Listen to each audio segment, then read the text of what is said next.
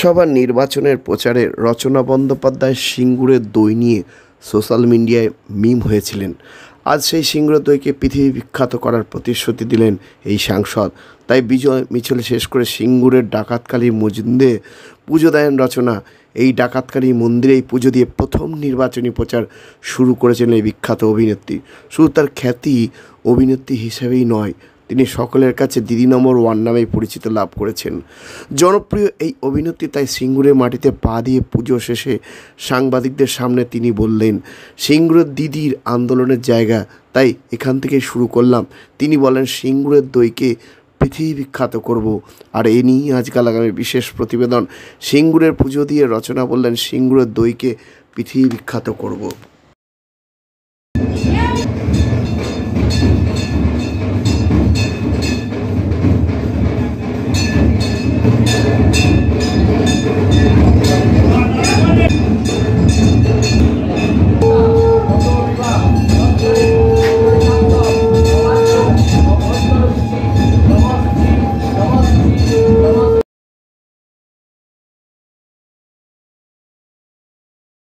হাত বাড়ালি অ্যাপেলো। চেন্নাইয়ের নামী চিকিৎসকরা বসছেন কৃষ্ণনগরের পাত্রবাজারের অ্যাপেলো ইনফরমেশন সেন্টারে। স্বল্প ভিজিটে পাওয়া যাচ্ছে দেশের বিখ্যাত চিকিৎসকদের কাছ থেকে চিকিৎসার সুযোগ। জটিল রোগের চিকিৎসার জন্য সত্বর চলে আসুন পাত্রবাজারের অ্যাপেলো ইনফরমেশন। এখানে রয়েছে চিকিৎসার সমস্ত অত্যাধুনিক পরিষেবা। তাই যোগাযোগ করুন 8001129623।